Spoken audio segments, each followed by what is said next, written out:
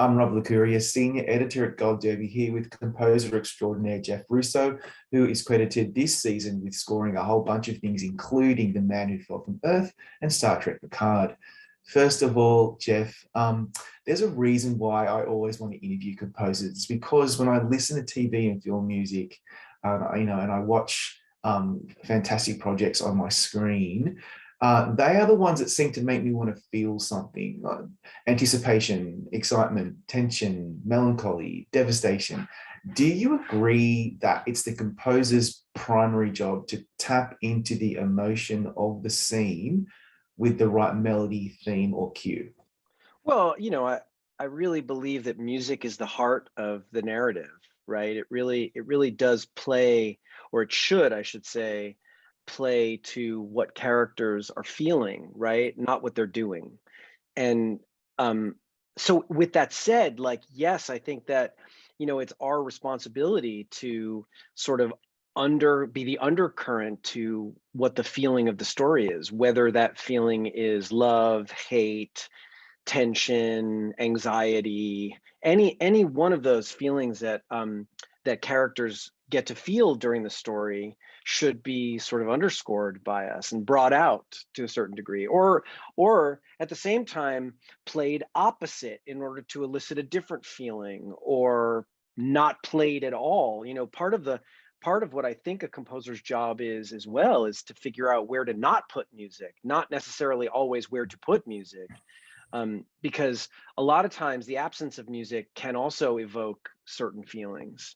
And it's important to sort of figure out what the difference is and what you really wanted to do in telling the story. Yeah, that's 100% right. That light and shade is so critical. Yeah. So that when your music does become front and center, it's actually really impactful, as opposed to it being a constant wall of like of sound attacking us. Yeah, Yes. so true. The Man Who Fell from Earth, it's currently airing and streaming, however people digest their TV these days. I'm just so into it right now. I can't wait for it to finish. And I honestly, Jeff, I think this is one of the best scores you've ever done, and you've done so many. And that's really saying something. It's really visceral, retro futuristic vibe. And like it's got this almost percussive ambient sound that builds to some really epic and anthemic moments. I just love it. What inspired the themes that really prominently feature throughout the score? What it's hard to always describe. I've gotten that question before. What inspires something specific? And what I would tell you is that I have been inspired by this entire show, from the writing of the show to the what the story is telling, to the performances. I mean, and the performances. I mean, the acting in this is so good.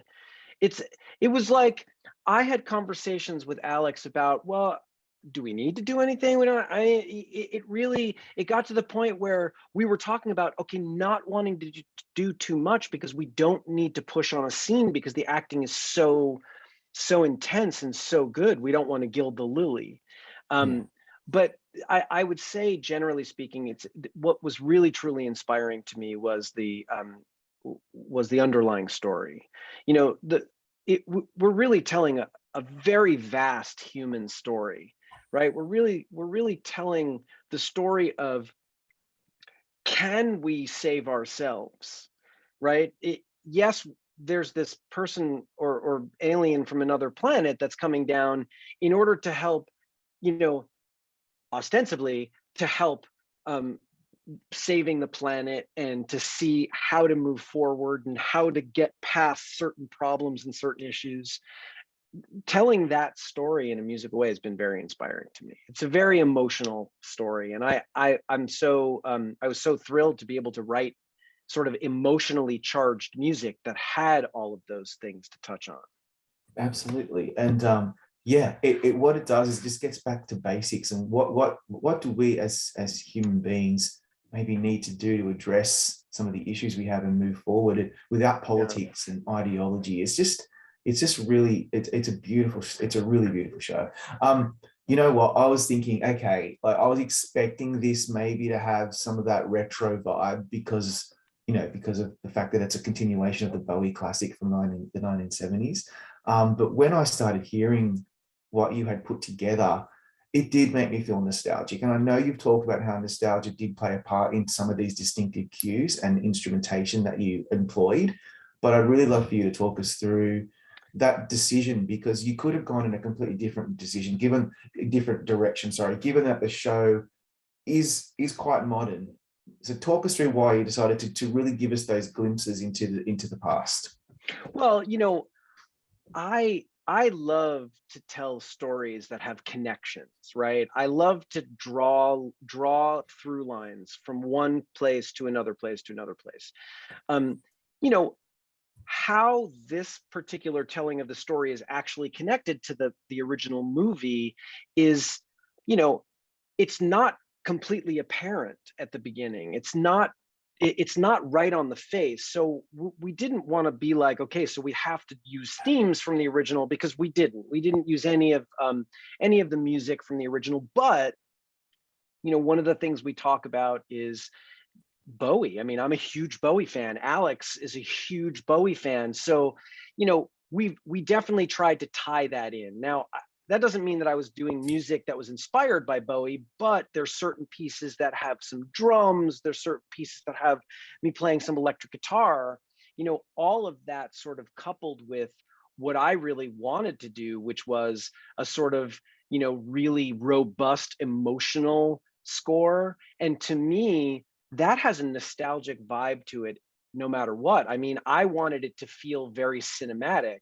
I wanted it to feel like what movies make people feel, like big movies make people feel. And that music is sort of reminiscent of things that you heard in the 70s and the early 80s even. We didn't want to make like a modern sci-fi score, because it didn't really feel like a modern science fiction show. It's, I always look at this particular show as an emotional drama told with a sci-fi backdrop, right? There's a backdrop of science fiction, because yes, there's an alien and there's this tech that is, fictional there.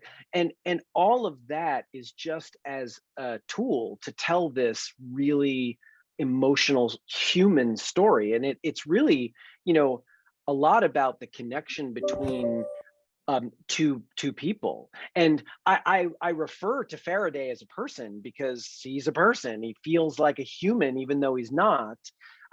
He refers to himself as an immigrant, and how this family accepts him and helps him, and he basically becomes a part of their family.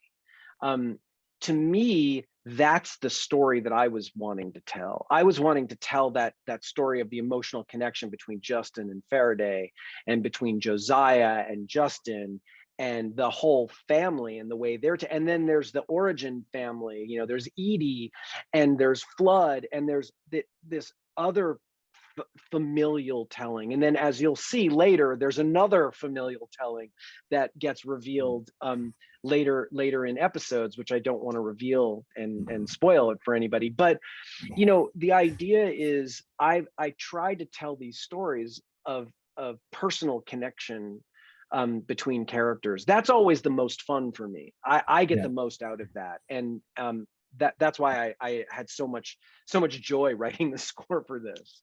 Yeah, and then speaking of some of your other work, that connection seems to be a through line for a lot of your work. Like on Picard season 2,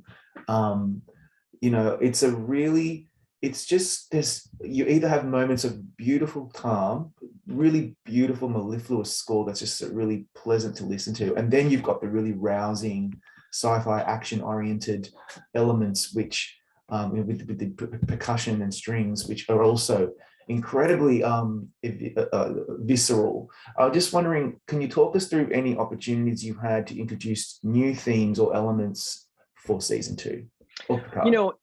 The greatest thing about working on any of the Star Trek franchise shows is that I get to try to create new and identifiable themes which are modern, and how to tie those together with, you know, canonical, is that the word? Yeah, I guess Canonical so. Yeah. uh, uh, themes, you know, Goldsmith and Courage and Fred Steiner and like all these wonderful, wonderful composers that have been writing, you know, or had been writing Star Trek music for decades.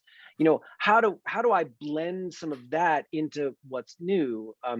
And you know, the thing about Picard specifically, and in that show, is we have this character that I get to play quite closely, and his journey I get to play in music, but how to connect that to the overarching idea of being in a sci-fi action movie, which, you know, Star Trek has that swashbuckling thing, and we don't want to ever turn away from it no matter how emotional we get. So we do have these big turns where we have this, you know, emotional connection between characters, but then they end up, you know, having this wonderfully swashbuckling adventure, and that adventure has to really feel pace and of that sort of a piece. And we know what that sounds like. You know, I have an idea, as does the audience, what the, you know, what the sound of Star Trek action music is. And you know, it's fun to write that kind of material and try to thread in new themes and thread in some of the old themes and try to make it feel of a piece.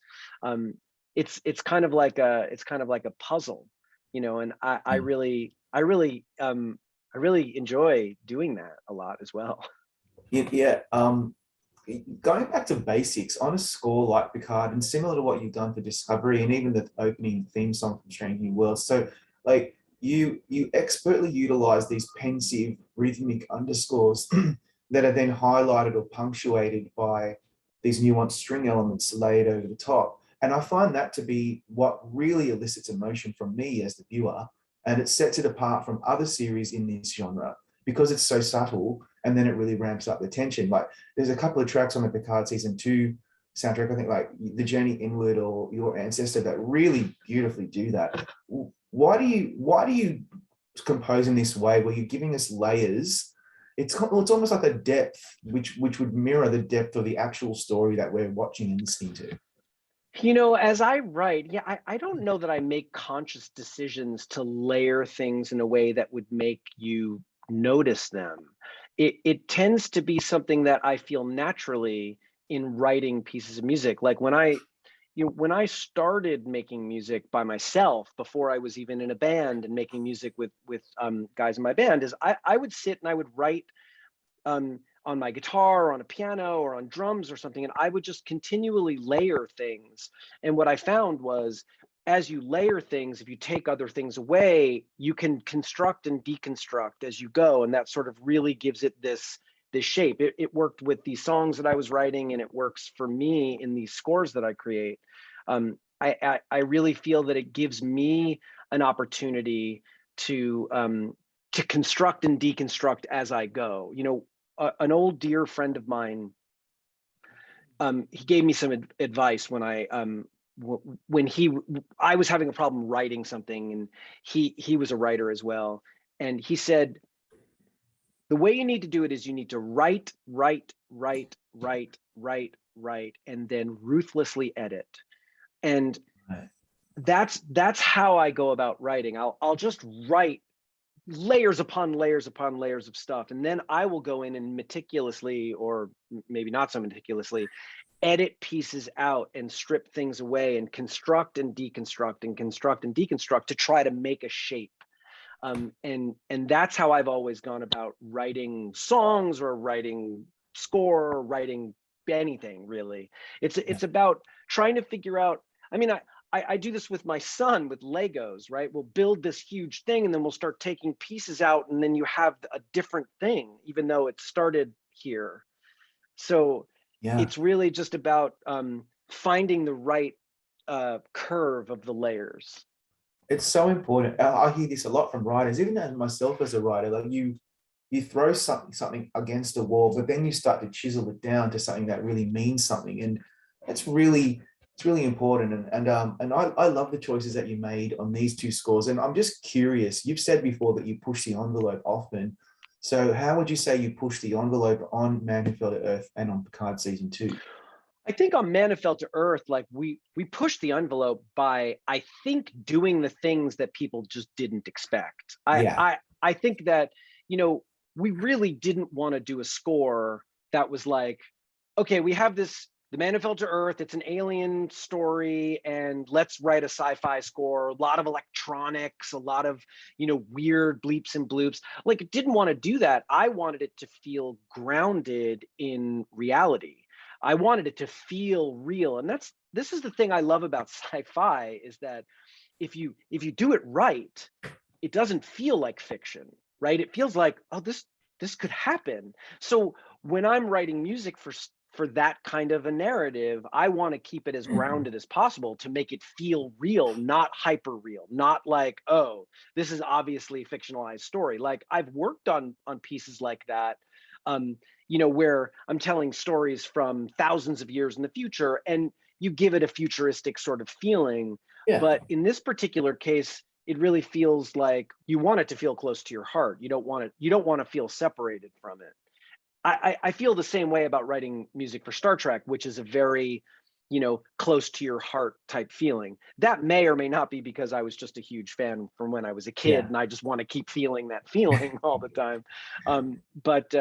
With Picard, I would say, you know, the, the thing that pushes the boundary is the trying to create um, an identifiable sound, but that is more modern than it has been in the past, because we definitely want Star Trek to continue to grow. You know, we definitely want to. I've heard from fans of the show that, you know, some fans are purists, right? Mhm. And they just want to hear the music from 1964. They just want to hear the original music, and that would be good enough. And, you know, Yeah. other people who are like, you know, abandon that and just go forward into the night and do something new. And I really feel like, you know, trying to find an identity and something that's identifiable and yet still tied to the past and still giving homage where homage is due. Trying to do all that, to me, is pushing the boundary a little bit, because we're not abandoning the past, but we're No. not, you know, but we're not living in the past.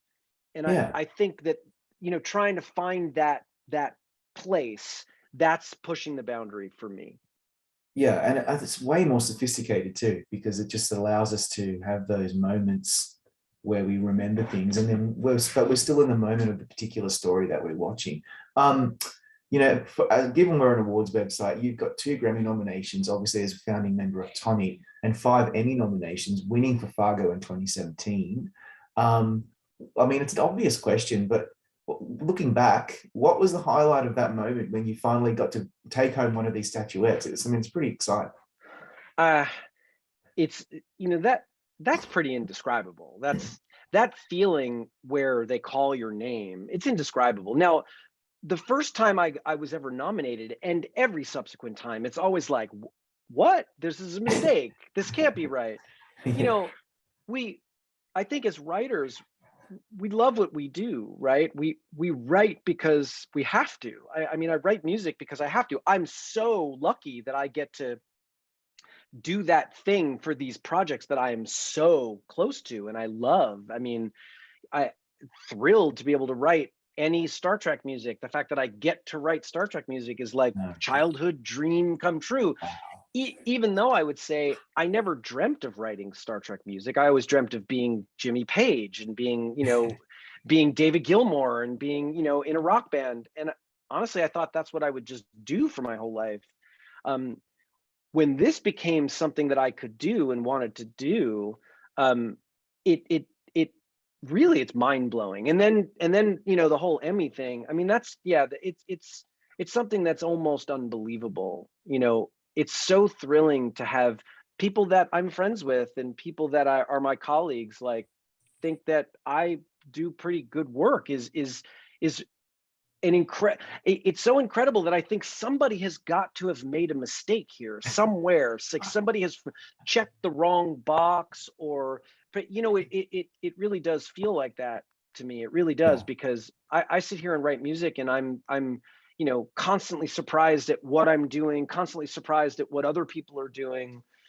It's pretty incredible. It really is. I mean, I have a very specific thing I would call out. Like, I was watching Station 11, and I was listening to the score, and I was mesmerized by Dan's music, and thinking to myself, I'm thrilled that this music is being made, that the music that I'm hearing right now with this show in this moment is being made because it's so good. Yeah. I mean, there are a lot of examples of that. That's just happens to be one that's been on my mind because I've watched that show recently. Yeah. But anyway, I know how you feel, and the audacity to be able to do something that you're passionate about, that you love, and that people will actually respond to, and you win awards yeah, for. Like, how dare you? It's amazing. right. It's such a great achievement. You know what I mean? But It's Jeff, yeah. it, I mean, you're yeah, doing something right. You work on you're so prolific these days, especially given your background as, a founding member of Tonic, as I mentioned, and now you're scoring these beautiful genre series like Picard and Discovery. Amazing work. But I really just wanted to say, The Man Who Fell from Earth, your score for that has really mean something to me. I listen to it a lot where I can get it, because I don't think it's available yet to stream. What's well, the it will story? We be. can get that soon. Well, here's actually what I'm plan on doing. I plan on releasing 2 volumes of music from the show. The first volume will be all of the themes and sketches for everything that I've written for the show. So these long themes, suites that I wrote as I was reading the scripts, and as we were getting into pre-production, and filming the first and second episodes and third episodes. And then the second volume, I was thinking I would release more of like the score as it appears in the show. Right. Which in some places is very similar. In some places you could see like, oh, I see that came from this thing that you did, and that's from here. And then there's stuff that's in the show that's not on the themes record. So Yeah.